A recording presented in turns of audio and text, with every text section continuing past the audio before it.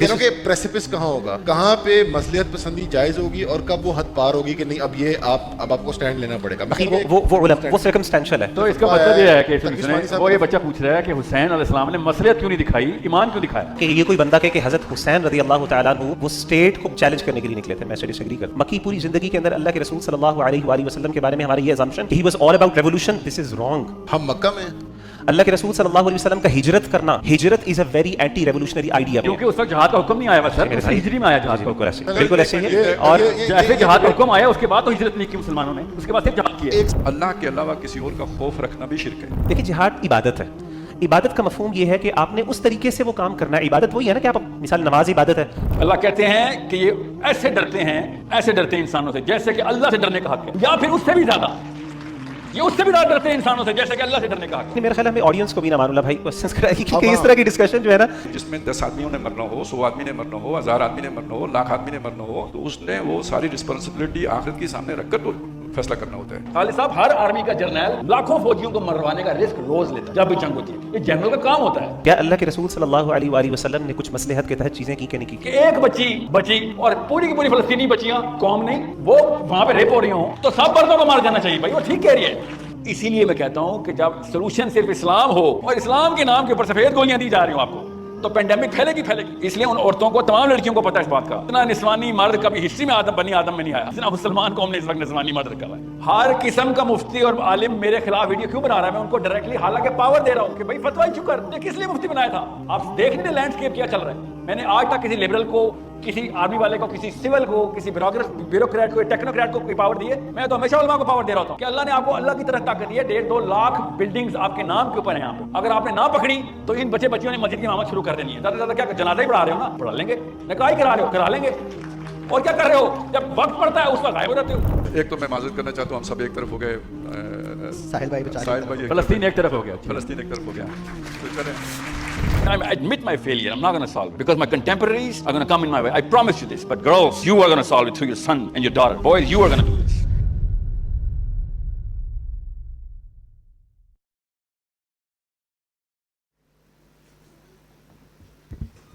Assalamu alaikum wa rahmatullahi wa barakatuh.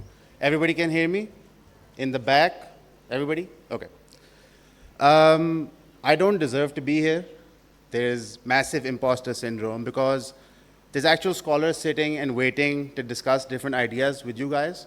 The only thing that I'm going to talk about is freedom of speech because my knowledge about Islam is rather basic, but my understanding of how important freedom of speech I feel is slightly better. So when we grow up in a country like Pakistan, our parents tell us what to think, what to do, what to wear, what to eat.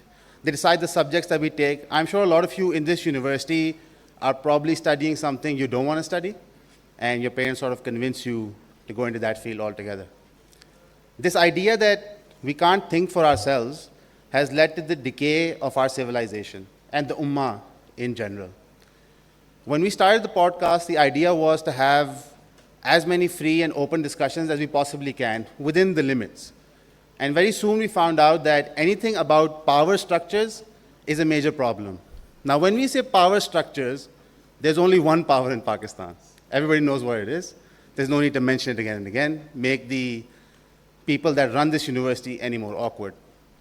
The idea is that if we cannot criticize, if we cannot point fingers at the places where the problems arise from, we cannot find solutions. For too long, we've sort of blamed like prime ministers and chief ministers for the problems we have. When decisions are being made outside parliamentary democracy, you can't blame parliamentary democracy. So the population is caught in a flux. Do we want Khilafat? Do we want democracy? Do we want a hybrid regime? The truth is that any model of Khilafat without intikhabat or elections is rather nonsensical in modern day and age. So we need sort of a mix between the two systems. In order for that to happen, people need to be able to sit down together. People that have large fan followings like Sahil Adim, Mr. Mughira, they need to be able to sit together and have discussions about what the Ummat's shape will look like. You can be very religious, very practicing, sort of homeopathic like I am, tries to pray 5 times a day, sometimes does, sometimes doesn't. But I think deep down all of us want a society which is not only more religiously oriented, but a safe place for our kids to grow up. Now, I know that most of you don't have kids right now, but inshallah, when you will get married and have children, your perception of reality will change. Nothing will matter more than how you raise those kids. اور آپ کے اندر وہ ایک فکر پیدا کرے گا, ایک what's the polite way of saying this, دن رات آپ کو ایک چیز in the back of your mind کاٹے گی بار بار بار بار بار بار کہ معاشرہ کس طرح بہتر ہو سکتا ہے. جب آپ معاشرے کی بہتر کرنے کی بات آتی ہو تو جو معاشرے کے طاقتور لوگ ہیں وہ آپ کو روکتے ہیں, وہ بار بار آپ کو نیچا دکھائیں گے کہ آپ معاشرے کو تبدیل نہ کریں. کس چیز کے لیے؟ پیسے کے لیے. جو ہمارا معاشرہ آج پاکستان میں ایگزسٹ کرتا ہے وہ طاقتور کے پیسے کمانے کے لیے ایگزسٹ کرتا ہے. یہ اکیلے پاکستان میں سچ نہیں, پوری دنیا میں سچ ہے. آپ کوئی بھی مسلم نان مسلم ملک لے لیں, جو پاور سٹرکچر وہاں بنا ہوا ہے وہ صرف چند لوگوں کے پیسے کمانے کے لیے بنا ہوا ہے, اور اس سب میں ہمیں بیوقوف بنایا جاتا ہے. ہمیں بتایا جاتا ہے کہ آپ پڑھیں گے لکھیں گے انشاءاللہ ایک دن آپ بھی ہمارے جتنے امیر ہو جائیں گے. ایسا کبھی بھی نہیں ہوگا. جب تک عدل کا, اسلام کا نظام قائم نہیں ہوگا, اس کی شکل و صورت پہ ہم بحث کر سکتے ہیں, ڈسکس کر سکتے ہیں وہ کیسے قائم ہوگا, تب تک یہ جھوٹے وعدے پورے نہیں ہو سکتے. اسی لیے جب آپ غور و فکر کرتے ہیں, سوچتے ہیں کہ ہم نے ملک میں کیا کرنا ہے, سیاسی جماعتوں کے لیے ووٹ کرتے ہیں, تو ان سیاسی جماعتوں سے ایک سوال پوچھا کریں کہ نظام کو بدلنے کے لیے آپ کیا کریں گے. یہ بڑا آسان ہوتا ہے کہنا کہ جی کرپشن سب سے بڑا مسئلہ ہے, ڈائنیسٹک پالیٹکس سب سے بڑا مسئلہ ہے, یا خان صاحب کا نکاح کب ہوا ہے کب نہیں ہوا یہ سب سے بڑا مسئلہ ہے. در حقیقت سب سے بڑا مسئلہ ہے کہ ہمارا نظام ایک طبقے کو سپورٹ کرنے کے لیے بنا ہوا ہے. گورے تو یہاں سے چلے گئے لیکن وہ سوچ یہاں پہ چھوڑ گئے کہ کچھ لوگ اس ملک کو چلاتے ہیں, اس نظام کو چلاتے ہیں, اور میں اور آپ ان کے لیے صرف جانوروں کی طرح ہیں کہ ان کو فیکٹریوں میں لگا دو, اپنے کاروبار میں ان کو ایڈجسٹ کر دو, ان کو ملک سے باہر بھیج دو کہ وہاں سے ڈالر کما کے یہاں بیچتے رہیں. لیکن مجھے اور آپ کو یہاں پہ کوئی حق نہیں ہے. سول سوسائٹی پچھلے 100 سال کے اندر موومنٹس کر کے حقیقی آزادی لے چکی ہے. اس حقیقی آزادی کو پانے کے لیے آپ کو اور مجھے رسپانسبل ہونا پڑے گا. ٹھیک ہے, اگر آپ کے پاس پیسے ہیں آپ ملک چھوڑ کے جا سکتے ہیں, آپ چلے جائیں, لیکن امت کا حال تو بہتر نہیں ہوگا. اور پھر یہاں پہ ایک فکر کا سوال آتا ہے کہ روز معاشرے کو جب اللہ سوال کریں گے تو کیا وہ صرف انفرادی کے ہوں گے یا اجتماعی کے بھی ہوں گے؟ اگر وہ اجتماعی کے ہوں گے تو میں اور آپ شاید فیل کر جائیں. ہم دنیا میں آئے ہیں آخرت کے لیے, اس آخرت کی فکر کے لیے اجتماعی کا سوچے بغیر زندگی ادھوری ہے. اور میں آپ کو یقین دلاتا ہوں آپ جتنا مرضی پیسہ کما لیں, وہ اجتماعی فکر آپ کے اندر رہے گی, زندگی آپ کی کھوکھلی لگے گی. اس سے پہلے ہم پراپرٹی کا کاروبار کرتے تھے جو پورے پاکستان کا نیشنل پاس ٹائم ہے, سب کھیلتے ہیں پلاٹ پلاٹ, بہت پیسے کماتے تھے, زندگی پرسکون تھی, ایک نشے کی حالت میں ہم زندہ رہتے تھے, ایک غنودگی ہمارے پہ طاری تھی. جب کبھی کبھار رات کو تقریباً 10 اور 1 کے درمیان جب انسان فکر کرتا تھی زندگی میں تو خیال آتا تھا کہ کتنی گھٹیا ہماری زندگی ہے. دولت تو ہے, اچھی گاڑیاں ہیں, دنیا کے کئی ممالک ہم نے گھومے, میں نے اور امان نے بھی, لیکن کھوکھلی زندگی ہے. اس پوڈ کاسٹ میں ہم نے پیسے ضائع کیے ہیں, لیکن پہلی دفعہ ہمیں سکون آتا ہے رات کو جب ہم سوتے ہیں کہ یار ہم کوشش کر رہے ہیں, ایفرٹ کر رہے ہیں. تو اپنے 24 گھنٹے ڈیلی میں سے آپ خود بتائیں کہ آپ نے کتنا ایفرٹ کیا اجتماعی کے لیے, کتنا ایفرٹ کیا انفرادی کے لیے. اجتماعی طور پہ آپ کے والدین, آپ کے بہن بھائی, آپ کے کزن, اپنے رشتہ دار, ان کے لیے آپ نے کتنی محنت کی.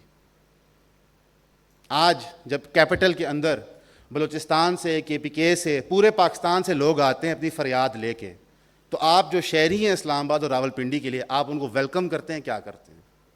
ان کا درد محسوس کرتے ہیں. میں نارتھ پنجاب سے ہوں, ہم ملک کے بادشاہ ہیں, سارا باقی صوبے یہی کہتے ہیں کہ ملک ہم چلاتے ہیں. آج جب نارتھ پنجاب میں لوگ اٹھائے جاتے ہیں تو مجھے سمجھ آتا ہے مسنگ پرسن کی تکلیف کیا ہوتی ہے. جب کشمیر میں انڈیا مسلمانوں کو مارتا ہے, ان پہ ظلم کرتا ہے, ان کے پیاروں کو غائب کرتا ہے, مجھے تکلیف محسوس اب ہوتی ہے جب میرے اپنے غائب ہوئے ہیں. تو دیر آئے درست ہے. یہ سوچیں, وقت گزرتے پتہ نہیں چلتا. کل کی بات ہے, میں اسکول میں تھا, سارا دن ویلیاں مارتے تھے, گیمنگ زون جاتے تھے, کاؤنٹر اسٹرائک کھیلتے تھے, ٹھیک ہے, تفریح کرتے تھے. آج میں 32 سال کا, میرے 2 بچے ہیں, مجھے نہیں پتا اپنی اولاد کو کس اسکول بھیجوں گا. یہ 77 سال کے اسلامی جمہوری پاکستان میں ایک مسلمان لڑکے کو نہیں پتہ اس کے بچے کس اسکول جائیں گے. حیران کن بات ہے نا. تو اس پہ کس نے غور کرنا ہے؟ جو ہمارے سے بڑے ہیں انہوں نے غور فکر کر لیا, ان کا وقت ختم ہو گیا. میں نے اور آپ نے غور و فکر کرنا ہے. آج کی نشست کا مقصد ہے کہ آپ سوچیں کہ ایک امت کا اتحاد کیسے بنے گا. بظاہر جب اتحاد کی بات ہوتی ہے تو لوگ سوچتے ہیں کہ بڑا پرامن سا پیغام ہے, ایسے ہی اتحاد مل جائے گا. دنیا کی کوئی طاقت نہیں چاہتی مسلمانوں میں اتحاد ہو, چاہے وہ مسلمان ہی ہو یا غیر مسلم ہو, کیونکہ دنیا کے نظام میں اس امریکن ایج آف ایمپائر کے اندر سوٹ نہیں کرتا مسلمانوں میں اتحاد. دنیا کے سارے وسائل ہمارے پاس ہیں, اکثریت میں ہیں ہم, موسٹ دنیا کی اکانومیز ہمارے تیلوں پہ چلتی ہیں. پاکستان کی آرمی کہاں کہاں جنگ نہیں لڑتی جا کے, لیکن ہم اپنا دفاع نہیں کر پاتے, ہم اپنے ملکوں کی ترقی نہیں کر پاتے. اس لیے آپ جب کسی سیاسی تنظیم کو جوائن کریں, دینی تنظیم کو جوائن کریں, یا اپنے گھر میں اپنے تایا ابو کے ساتھ پولیٹیکل بحث بھی کریں, تو آپ سوچیں. اور یہ اتنا ہی فرض ہے لڑکوں پہ اور خواتین پہ. امت کی فکر صرف ایک سیکس کا ایشو نہیں ہے, سب کا ایشو. تو میں امید کرتا ہوں کہ میری کسی بات سے آپ کو تکلیف نہیں ہوئی ہوگی. یہ تنقید آپ کے لیے صرف نہیں, یہ میرے لیے بھی ہے. میں اگر اپنے 32 سال کا حساب دوں تو میرا نہیں خیال کہ میں اچھا مسلمان ثابت ہوں گا. مے بی انفرادی پہ شاید, مے بی, لیکن اجتماعی پہ نہیں. تو امید ہے کہ آپ سب اس فکر میں شامل ہوں گے, اور جتنے ہمارے پینلسٹ آ رہے ہیں ان کی بات غور سے سنیں گے. آپ کا بہت شکریہ. Next, we have our guest of the evening, Sir Sahil Adeem, who is a famous public speaker, consultant, psychologist. He is the CEO of Source Code Academy. Known for his fiery speeches and sermons, he is no stranger to large audiences and is popular among the youth. He knows how to charge up the audience and motivate them. He has a massive following on social media and is one of the leading voices in the subject of Islamic revival and developing a superior Muslim psychology. Please welcome him on stage.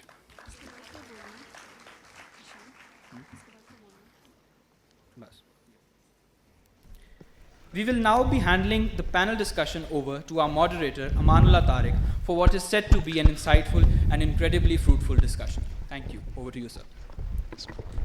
تو السلام علیکم every one. شروع کرتے ہیں اللہ کے نام سے. بسم اللہ الرحمن الرحیم. اللہم صلی علی محمد. تو پہلے جیسا آپ نے ٹاک میں سنا, اور جو تھیم ہے آپ لوگوں کا آج اس 3 ڈے ایونٹ کا, آئی تھنک کہ یونٹی کو پروموٹ کرنا, اتحاد کو پروموٹ کرنا, اور جو ڈسکرمنیشن ہے ہمارے معاشرے میں جو مختلف لیولز پہ ہے, گلوبل لیول پہ ہے, انفرادی لیول پہ ہے. انفرادی لیول پہ اس کی شکل مذہبیت, لسانیت ہے, قومیت ہے. اجتماعی طور پہ گلوبل لیول پہ نیشن اسٹیٹ کا کانسیپٹ ہے, کرسچنڈم ہے, یورپ ہے, اسلامک ورلڈ ہے. مختلف چیزیں ہیں, مختلف لائنز ہیں جس کے اکراس انسان بٹے ہوئے ہیں, اور مسلمان پرٹیکولرلی بٹے ہوئے ہیں. تو جو میرے اسٹیم پینلسٹ ہیں آج, وہ انفرادی طور پہ 5-5 منٹ کے لیے ڈیفائن کریں گے کہ ان کے نزدیک اتحاد کس شکل میں دکھنا چاہیے, کن بنیادوں پہ ہونا چاہیے, اور جو ڈسکرمنیشن ایگزسٹ کرتی ہے ہمارے معاشرے میں اور گلوبلی, اس کو آئیڈینٹیفائی کرنا, اور اس کا ریڈریسل کیسے ہو سکتا ہے. اور اوبویسلی سارا کانٹیکسٹ اس کا اسلام کے پیراڈائم سے ہی ہوگا, بیکاز ہم سب یہاں پہ اپنے دینی رجحان کے ہی لوگ ہیں. تو میرا خیال ہے 1 by 1 پینلسٹ سے شروع کر لیتے ہیں. کیا خیال ہے سر؟ بھائی صاحب آپ پھر سبجیکٹ کو لے لیں اور اس کی ڈیفینیشن, آپ کے تصورات, خیالات اس کے بارے میں, اور کس روح سے آپ دیکھتے ہیں ڈسکرمنیشن کو, اور اس ڈسکرمنیشن کا توڑ جو اتحاد ہے وہ کیسے پیدا ہوگا. الرحمن الرحیم.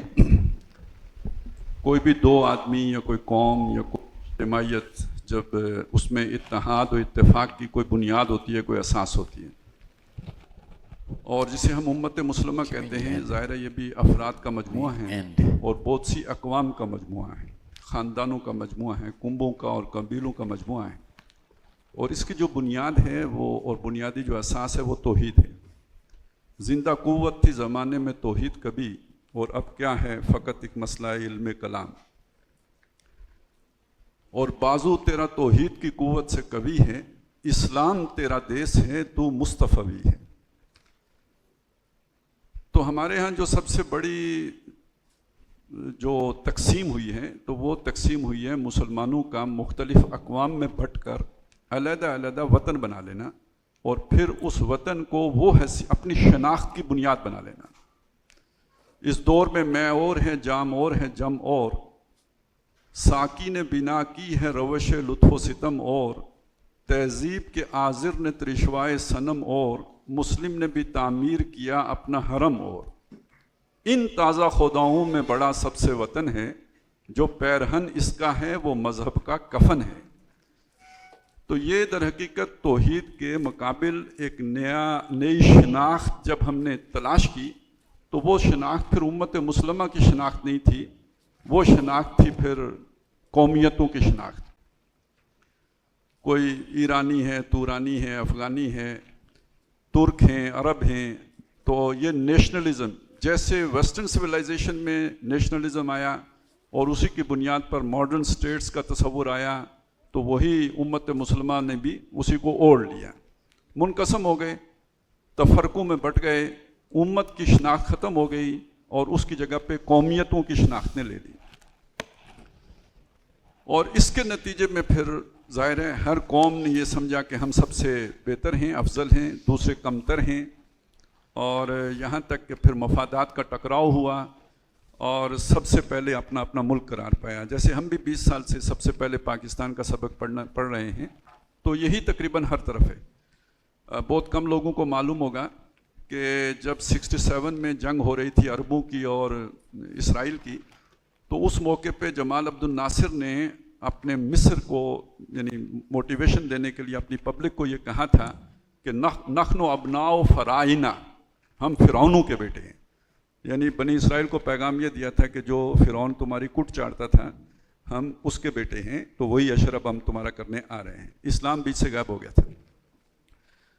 تو بنیادی طور پر امت مسلمہ آئیڈینٹی کرائسس سے دو چار ہیں، اور اس کی وجہ سے یہ تفریق بیچ میں آ گئی ہے. تو حل اس کا کیا ہے؟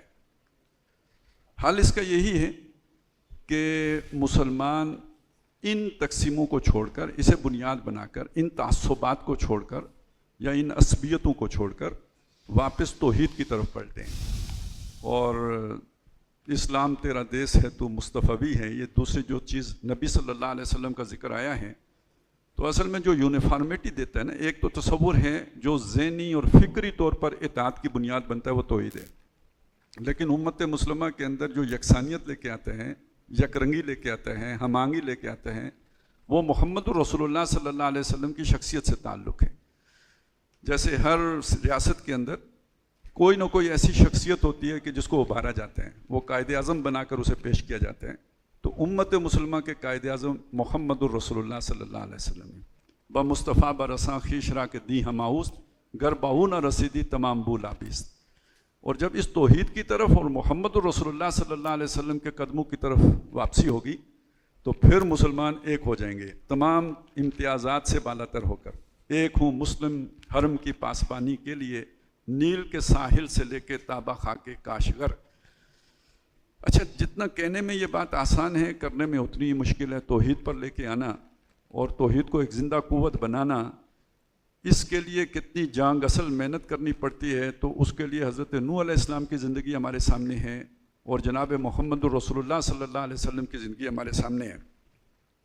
تو یہ محنت اپنی سوسائٹی میں کیے بغیر، اس آئیڈیے کو گراس روٹ لیول تک پہنچائے بغیر، ہم مسلمانوں کے اندر توحید کا یہ پیغام جو ہے راسخ نہیں کر سکتے. اور بدنصیبی یہ ہے کہ ہماری اپنی پہچان، ایک ذاتی پہچان بھی ہوتی ہے نا، تو وہ ذاتی پہچان جو اصلی ہماری بنتی ہے وہ بھی تو اسی توحید کے ساتھ بنتی ہے. ایک انسان ہے 5 ساڑھے 5 فٹ 6 فٹ کا، اور اس کے مختلف اعضاء ہیں، وہ ایک آرگینک ہول ہے. یہ اس کی اصل پہچان نہیں ہے. اس کی اصل پہچان اس کے اندر جو اللہ تعالیٰ نے روح میں سے پھونکا ہے، وَنَفَخْتُ فِيهِ مِن رُوحِي، یہ اس کی اصل پہچان ہے، اپنی خودی پہچان. و غافل افغان.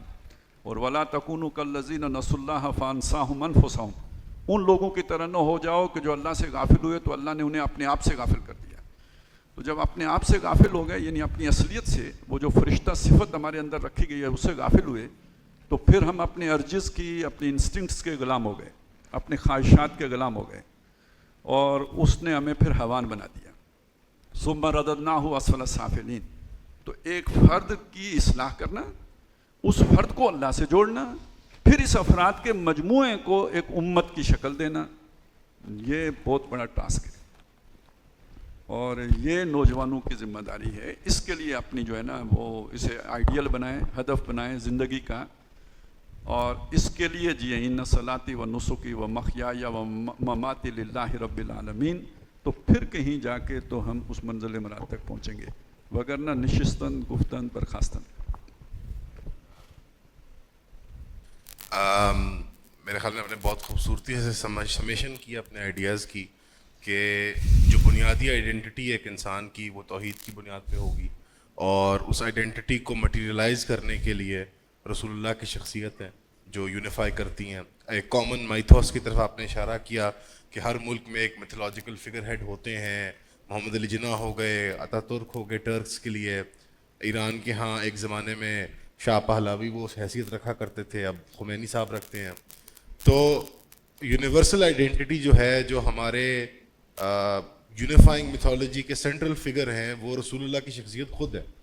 اور اکراس لائنز یہ 2 بلین کے قریب جو مسلمان ہیں وہ اسی بات پہ اتحاد کر سکتے ہیں کہ نبی کریم صلی اللہ علیہ وسلم کی شخصیت ہی قائد اعظم ہے.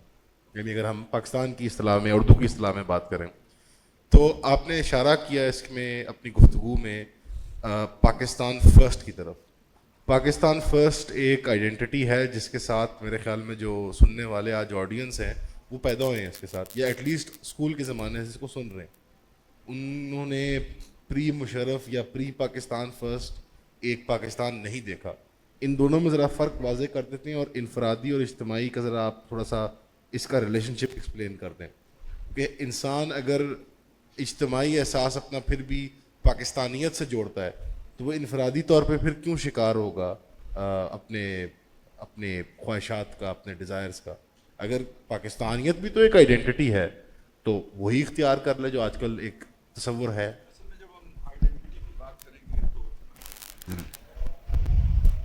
عباسی صاحب کا مائک کھول دیجیے گا پلیز.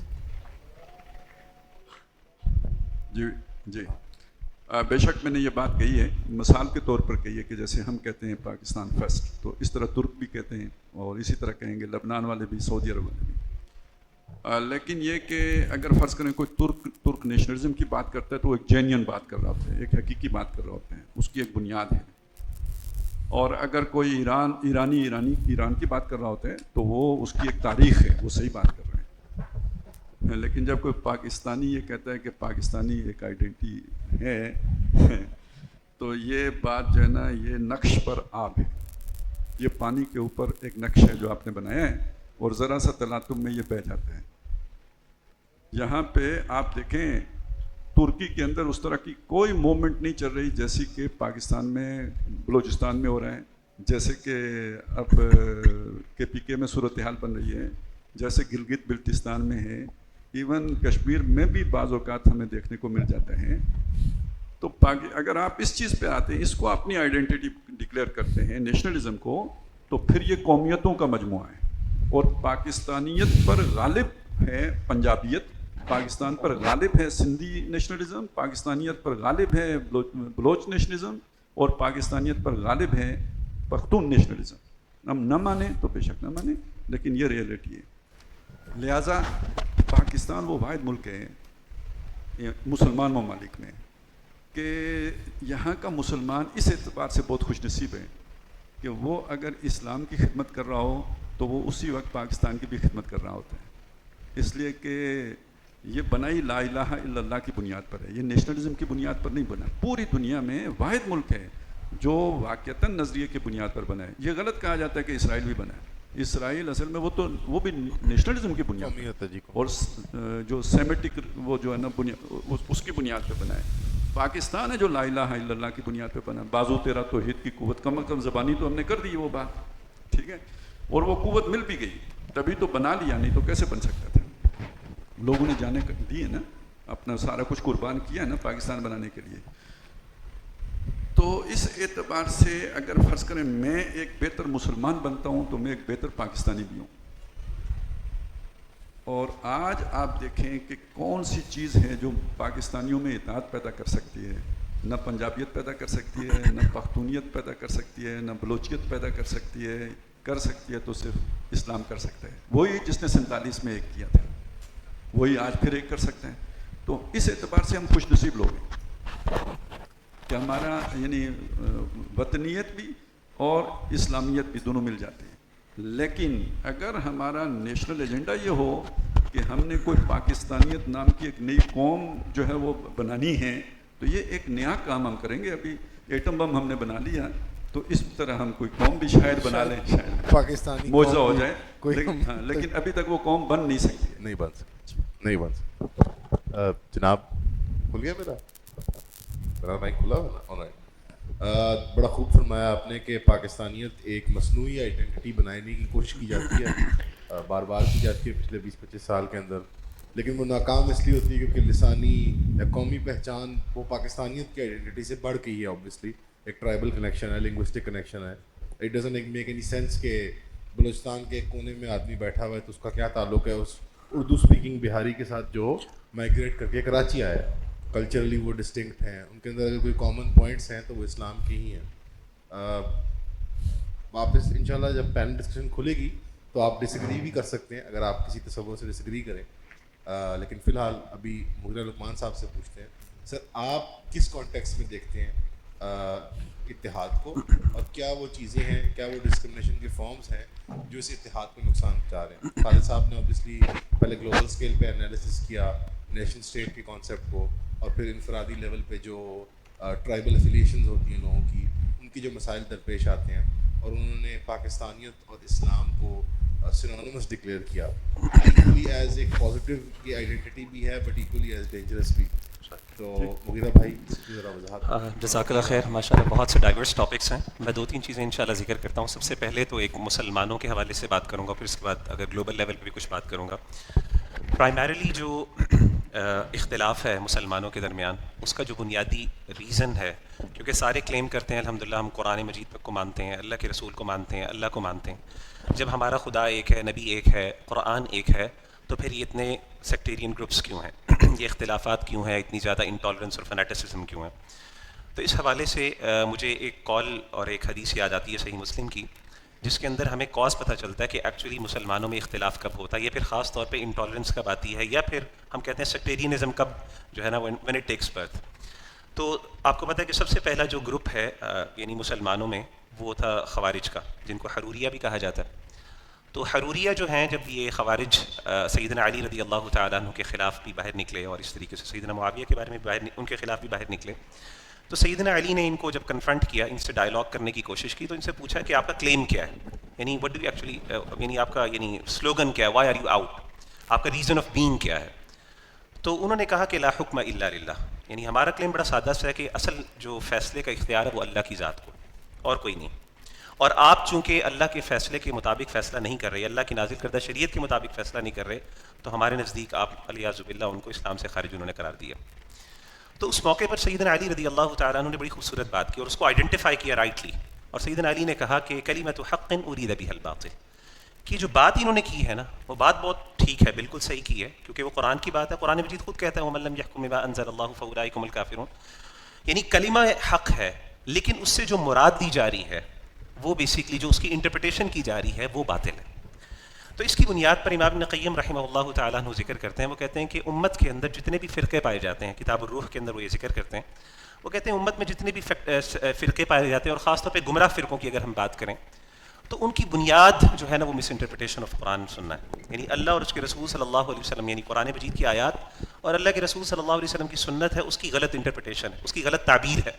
تعبیر کی غلطی اصل میں بنیاد ہے سیکٹیرینزم کی.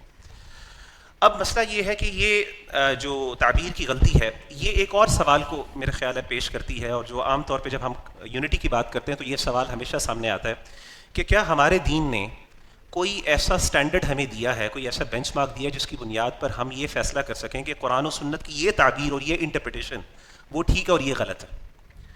ہمارے ہاں 2 اسکولز آف تھاٹ ہیں. کچھ لوگ جو ہیں وہ ان کو کہا جا سکتا ہے پلورلسٹ ہیں ٹو سرٹن ایکسٹینٹ, کہ وہ سمجھتے ہیں کہ نہیں یار کسی بھی تعبیر کے بارے میں یہ فیصلہ کرنا یہ صحیح ہے غلط ہے, ہمارے پاس اختیار نہیں, ہمارے پاس کوئی اسٹینڈرڈ بینچ مارک نہیں ہے. اسی لیے ان کے نزدیک کیا ہے, سارے اسکولز آف تھاٹ ٹھیک ہیں, ایوری ون از فائن, اور سارے ٹھیک ہیں. اور پھر اگر اسی کو آپ ذرا یونیورسل لیول پہ لے جائیں, گلوبل لیول پہ لے جائیں, تو وہاں پہ یونیورسلزم اور پرینیلزم کا کانسیپٹ ہے کہ سارے ریلیجنس ٹھیک ہیں, وہ سارے خدا کی طرف لے کے جا رہے ہیں, بیکاز وی ڈونٹ نو کہ کون سا ریلیجن ٹھیک ہے. ہمارے پاس کوئی آبجیکٹو اسٹینڈرڈ ایگزسٹ نہیں کرتا جس کی بنیاد پر ہم یہ فیصلہ کر سکیں کون صحیح ہے کہ کون غلط ہے. تو ہم یہ سمجھتے ہیں واللہ عالم, جو میری انڈرسٹینڈنگ ہے وہ یہ ہے کہ نہیں, ہمارے دین نے ہمیں ایک اسٹینڈرڈ دیا ہے جس کی بنیاد پر ہم کسی کی انٹرپریٹیشن کو اسیس کر سکتے ہیں کہ یہ انٹرپریٹیشن صحیح ہے اور یہ غلط ہے. اور ہمارے دین نے جہاں پہ ہمیں قرآن و سنت دیا ہے, وہی دی ہے, اس کے ساتھ اس کی تعبیر بھی دی ہے. یعنی ہمیں انٹرپریٹیشن بھی اللہ کی طرف, اللہ تعالیٰ نے یہ نہیں کیا کہ قرآن و سنت دے دیا ہمیں کہ یار یہ وہی ہے, اب تم میں سے جو بندہ اس کو جس طریقے سے چاہے وہ سمجھنا چاہے وہ سمجھ سکتا ہے. نہیں, وہ تعبیر کا ایک اسٹینڈرڈ بھی ہمارے پاس موجود ہے. اور وہ تعبیر کا اسٹینڈرڈ ہمیں کہاں سے ملتا ہے, وہ خیر القرون سے ملتا ہے. خیر القرون کا مطلب ہے جو فرسٹ 3 جنریشنز ہے, صحابہ کی جنریشن ہے, تابعین کی اور تبع تابعین کی, یہ جنریشن ہے جو ایک اسٹینڈرڈ ہمیں ملتا ہے. اور اس کی بنیاد کیا ہے, اس کی بنیاد دیکھیں آپ کہ ہمارے جو خیر القرون ہیں ریلیجسلی, اگر آپ ریلیجس لیول پہ بات کریں, خاص طور پہ دین کے اعتبار سے بات کریں, تو ان میں اختلافات بہت کم تھے. ہاں ان میں پولیٹیکل ڈفرینسز تھے, ان کے اندر ویسے سوشل ڈفرینسز تھے, وہ اختلافات تھے, لیکن دین کے معاملے میں, عقیدے کے معاملے, قرآن و سنت کی تعبیر کے بارے میں بہت کم اختلاف تھا جنرلی. اور اختلاف تھا بھی تو بہت مائنر لیول پہ اختلاف تھا. تو ہوتا یہ ہے کہ میں سمجھتا ہوں کہ یونٹی کے لیے عام طور پہ کچھ چیزیں جو ہے نا انیویٹیبل ہیں, اختلافات بھی ہوں گے, انٹرپریٹیشنس کے فرق بھی ہوں گے, اور ہمارے ہاں یہ انٹرپریٹیشنس کے ڈفرینسز ہمیشہ سے رہے ہیں. تو ایک چیز جو ہمیشہ کانفلکٹ کو جو ہے نا وہ زیادہ جسے کہتے ہیں نا فلیئر اپ کرتی ہے, اور وہ یہ ہے کہ انٹالرنس. تو میں سمجھتا ہوں بہت سے لوگ یہ عام طور پہ کہتے ہیں کہ جی ہم نے اگر یونٹی کرنی ہے تو let's not talk about the differences, یعنی ایسی چیزیں جو ہمیں ڈفر کرتی ہیں, یعنی وہ یا پھر جن میں ہمارے اختلاف ہیں ہم ان کو مینشن نہ کریں, ان کو ذرا تھوڑا سا سائڈ پہ رکھیں, اور ان چیزوں پہ بات کرتے ہیں جو صرف جو ہے نا وہ یونٹی والی ہیں. میں سمجھتا ہوں اس طریقے سے کبھی بھی آپ اختلاف کو حل نہیں کر سکتے. ہاں ایک دوسرے کے ساتھ ڈفرینسز کو ڈسکس کرنا, ایکنالج کرنا اپنے ڈفرینسز کو, لیکن اس کی بیسس کے اوپر انٹالرنس اور فنیٹسزم جو ہے نا وہ نہ آنا, یہ بیسکلی ایک ہیلدی ڈسکشن لے کے آتا ہے, اور یہ یونائٹ کرتا ہے انسان کو. ہمارے جو کلاسیکل اسکولز آف تھاٹ تھے, ہم آج بھی آپ کسی بھی عالم سے پوچھ لیں, ہم جب بات کرتے ہیں سیکٹیرین ڈفرینسز کی, کوئی بندہ یہ نہیں کہتا یہ حنفی, مالکی, شافعی اور حنبلی جو ہیں یہ سیکٹس ہیں, ان کو سیکٹس نہیں کہا جاتا. سیکٹیرینزم حنفیوں کے اندر بھی ہو سکتا ہے, مالکیوں کے اندر بھی ہو سکتا ہے, شافعیوں کے اندر بھی ہو سکتا ہے, اہل حدیثوں کے اندر بھی, سارے اسکولز آف تھاٹ میں ہو سکتا ہے. وہ کب ہوتا ہے جب آپ you are not ready to actually appreciate the other persons opinion اور ججمنٹ, اور آپ کہتے ہیں میں ہی سیکھوں باقی سارے غلط ہیں. تو ایز لانگ ایز, لیکن اس کے بعد اس کا مطلب یہ بھی نہیں ہے کہ آپ یہ نہیں کہہ رہے کہ میرے پاس کوئی اسٹینڈرڈ نہیں ہے رائٹ اینڈ رانگ کا. نہیں, آپ اسٹینڈرڈ پہ بیس کرتے ہیں, آپ کہتے ہیں نہیں میری انڈرسٹینڈنگ یا پھر جس انڈرسٹینڈنگ کے اوپر میں ہوں, ایویڈنسز کی بیسس کے اوپر یہ انڈرسٹینڈنگ ٹھیک ہے, کیونکہ صحابہ اور اسی طریقے سے تابعین کا جو منہج اور میتھڈالوجی تھی وہ اس چیز کو اپروو کرتی ہے. تو میں سمجھتا ہوں کہ ایز لانگ ایز انٹالرنس نہیں ہے, اور اسی کا میسج ہمیں دینا چاہیے کہ ایز لانگ ایز آپ اگلے کی بات کو سنیں اور اس طرح کے ڈسکشنز ہو ہلدی, جس کے اندر آپ اوپنلی باقاعدہ اپنے اختلافات کی بھی بات کریں, تو ایز لانگ ایز ہم وہ کر رہے ہیں ہمارا انشاءاللہ اختلاف وہ انشاءاللہ ختم نہیں ہوگا. تو یہ تو بات جنرلی میں نے آپ کو اختلافات کے حوالے سے کی, جو میں سمجھتا ہوں یونٹی کس طرح لا سکتے ہیں.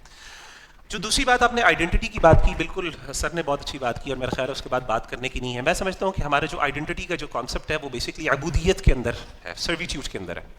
اللہ تعالیٰ نے قرآن مجید کے اندر سیدنا عیسیٰ علیہ الصلوۃ والسلام کے حوالے سے ایک مسلمان کی آئیڈینٹی کو ذکر کیا, اور میں سمجھتا ہوں کہ یہ جو آئیڈینٹی ہے, جو ایز اے مسلم آئیڈینٹی ہے, یہ اس طریقے سے جو ہماری وطنیت تو نہیں کہنا چاہیے بہرحال کہ کوئی بندہ کسی ایک ریجن سے تعلق رکھتا ہے یا کسی قبیلے سے تعلق رکھتا ہے, تو یہ اس آئیڈینٹی کو ایز لانگ ایز وہ آئیڈینٹی افیکٹ نہیں ہوتی, اور اس یعنی آپ کی جو, یعنی اسے آسان الفاظ میں کہنا چاہیے کہ آپ کی جو جگہ ہے جہاں پہ آپ جس علاقے سے تعلق رکھتے ہیں, اگر وہ علاقے کی وہ شناخت آپ کی اگر مسلم یونٹی کو انفلوئنس نہیں کرتی تو اس میں کوئی حرج والی بات نہیں. قرآن مجید نے خود نے کہا کہ وَجَعَلْنَاكُمْ شُعُوبًا وَقَبَائِلَ لِتَعَارَفُوا, وہاں پہ تعارف کا ذکر ہے. تعارف جو ہے وہ ایک آئیڈینٹی, بہرحال آئیڈینٹیفائی یور سیلف نا. تو اسی طریقے سے صحیح طرح, لیکن اصل آئیڈینٹی مسلمان کی کیا ہے جو ہمیں یونائٹ کرتی ہے, وہ یونائٹ کہاں سے کرتی ہے, وہ جیسے کہ سیدنا عیسیٰ علیہ الصلوۃ والسلام نے سورہ مریم میں بھی اپنا ذکر کیا, جب اپنا تعارف کروایا, قال انی عبد اللہ آتانی الکتاب وجعلنی نبیا وجعلنی مبارکا اینما کنت واوصانی بالصلاۃ والزکاۃ ما دمت حیا.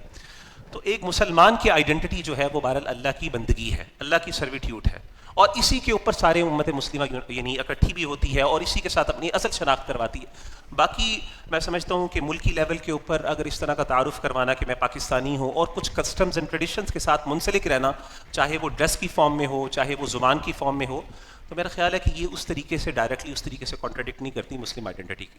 تو یہ تو بات مسلمانوں کی. اور آخری چیز میں ذکر کروں گا کہ اگر آپ کہیں گلوبل لیول پہ اگر ہم نے کسی کو یونائٹ کرنا ہے, اگر ہم انسانیت کی بات کریں تو ہمارے دین نے ہمیں یونیورسل پرنسپلس دی ہیں, یونیورسل ایتھوز دی ہیں, اور وہ مقاصد شریعت کے.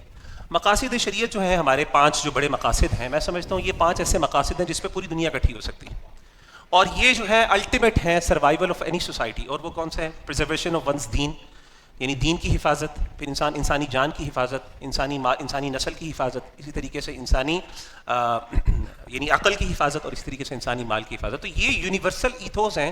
میں سمجھتا ہوں یہ اس پہ ہم ایک پوری دنیا بھی اکٹھی ہو سکتی ہے. اور اس کے بعد مسلمانوں کے لیے بھی ایک آئیڈینٹی ہے, وہاں پہ بھی ہو سکتے ہیں, جو جس طریقے حلف الفضول کے اندر اللہ کے رسول صلی اللہ علیہ وسلم نے کچھ کامن ایتھوز کے اوپر ہمیں جو ہے نا وہ اتفاق کرنے کا ہمیں درس ملتا ہے, تو یہاں سے ہم یہ بھی کر سکتے ہیں. تو بہرحال یہ کچھ اسکیٹرڈ تھاٹس تھے. Again I was not expecting کہ آپ مجھے کہیں گے 5 منٹ بولیں. آئی تھاٹ کہ کوئی ڈسکشن ہوگی اس کے اندر ہوگی, بٹ آئی ہوپ کہ میں کچھ I made sense to certain extent. نہیں, it made lot of sense and I have some. میں نے کہا اب اختلاف کی آپ نے بات کی ہے کہ ادبی دائرے کے اندر کیا جائے, میں نے کہا میں ہی شروعات کر دوں. ہاں جی, آپ میں سے پہلے بھی اختلاف کرتے سوال میرا مراد یہ تھا کہ آپ نے بڑی اچھی وضاحت کی, لیکن آپ نے وہاں پہ ایک پوائنٹ رکھا کہ جو اسٹینڈرڈ ہے ہمارا وہ سلف الصالحین کا ہے. جی, ایک تو ان کو فائنل ڈیسائیڈنگ اسٹینڈرڈ کے طور پہ پریزنٹ کرنا, یہ ایک آرگیومنٹ جو ہے, یہ جو میجورٹی امت مسلمہ کی جو حنفی ٹریڈیشن ہے, it goes very much against the اجماع آف دا امت آن دا حنفی ٹریڈیشن. وی کین آرگیو کہ حنفی ٹریڈیشن پہ کیسے امت کا اجماع ہوا, but it is the case. Plus جب آپ یہ بات کرتے ہیں کہ جو صحیح تعبیر یا فہم ہے وہ وہیں سے سمجھا جائے گا, تو اس آرگیومنٹ کے اندر ایک اور لیئر آف فہم ایڈ ہو جاتی ہے, ایز انڈرسٹوڈ بائی می. یعنی آپ you understand the problem, the catch 22. بالکل ایسے آئی گاٹ یور پوائنٹ. جب جب بات پریزنٹ کی جاتی ہے, اور آج کل آپ کو پتہ ہے یہ بہت ایک کلچر ہے, جب سے صدر عربیہ کی فارمیشن ہوئی ہے اور سلفی مذہب کی جو میتھڈالوجی ہے پاپولرائز کی گئی ہے, فائنینس کی گئی ہے, پوری امت کے اندر پازیٹیوز بھی آئے ہیں اس کی وجہ سے. حدیث کرٹیسزم کا کلچر, حدیث کا ریفرنس پوچھنا, قرآن حدیث سے منسلک رہنا, اس کے قریب جانا. انفارچونیٹلی اس کی نیگیٹو کانسیکوینسز بھی تھے, جیسے کہ آئیسس آئی تھنک لاجیکل ایک کنکلوژن تھا.